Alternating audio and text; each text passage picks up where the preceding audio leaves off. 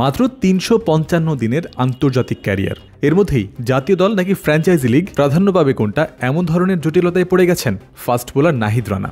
আগের সূচি অনুযায়ী সব ঠিকই ছিল। 11 এপ্রিল থেকে শুরু হতে যাওয়া পাকিস্তান সুপার লিগে খেলতে যাওয়ার ক্ষেত্রে দ্বিধা তৈরির অবকাশ ছিল না রানার সামনে। তবে হঠাৎই জিম্বাবুয়ের বিপক্ষে টেস্ট সিরিজ চূড়ান্ত হওয়ায় এবার যে কোনো একটাই তার উপস্থিতির বিষয়টা নিয়ে আলোচনা উঠছে।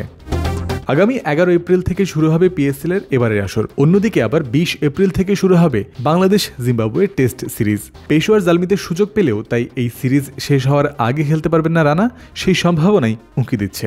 কারণ নীতিগতভাবেই বাংলাদেশ ক্রিকেট বোর্ডের কাছে প্রাধান্য পায় জাতীয় দলের ম্যাচ। তবে প্রতিপক্ষ যখন জিম্বাবুয়ে, তখন রানাকে এই সিরিজ থেকে ছুটি দিয়ে কি পিএসএল এ খেলার অনুমতি দেবে বিসিবি? তাদের কাছেই ঘুরে ফিরে এই প্রশ্ন গেছে, সামনে হয়তো যাবেও। একজন নির্দিষ্ট ক্রিকেটারের ক্ষেত্রে সিদ্ধান্ত নিয়ে থাকে বোর্ডে ক্রিকেট অপারেশনস কমিটি।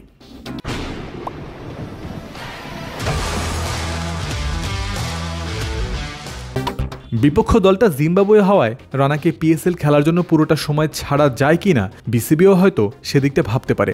সেক্ষেত্রে টেস্ট খেলার জন্য বিকল্প একজন পেসারকেও রানার স্থলাভিষিক্ত করতে হবে টিম ম্যানেজমেন্টকে। নাহিদ রানাকে পিএসএল খেলার সুযোগ করে দেয়া আর আন্তর্জাতিক ক্রিকেটের ধারায় নিজেকে ফিরে পাওয়া, এই দুই ভাবনার যোগফল হতে পারেন ইবাদত হোসেন চৌধুরী। গত বছরের শেষ ভাগে এনসিএল টি20 দিয়ে ইনজুরি কাটিয়ে ফিরেছিলেন এই পেসার। 2023 সালের জুন মাসে পড়া ইনজুরি থেকে ফিরতে তার লেগে গেছে প্রায় 1.5 বছর। ছন্দ ফিরে পাওয়াটাই যেখানে ছিল বড় একটা চ্যালেঞ্জ। এনসিএল এর পর বিপিএলও খেলেছেন কয়েকটা ম্যাচ। টি20 ফরম্যাট পেরিয়ে এবার খেলছেন চলমান 50 ওভারের ঢাকা প্রিমিয়ার লিগে। ইবাদতের মধ্যে ছন্দে ফেরার প্রমাণ দৃশ্যমান, ইনজুরি সংক্রান্ত সমস্যাও নেই আর। 2023 সালে বাংলাদেশের জার্সিতে ম্যাচ খেলার সময়ই চোটে পড়েছিলেন এই পেসার। আবারও আন্তর্জাতিক অঙ্গনে ফেরার জন্য দেশের মাটিতে জিম্বাবুয়ে সিরিজ আদর্শ একটা মঞ্চ হতেই পারে। প্রথমে টি20, এরপর ওয়ানডে ফরম্যাটের ডিপিএলে মাসখানেক খেলা, সবশেষে টেস্টে ফেরা। ইন্টেন্সিটি লেভেল পর্যায়ক্রমে বাড়ার এই ধারা প্রবাহটাও তাতে বজায় থাকবে ভালো।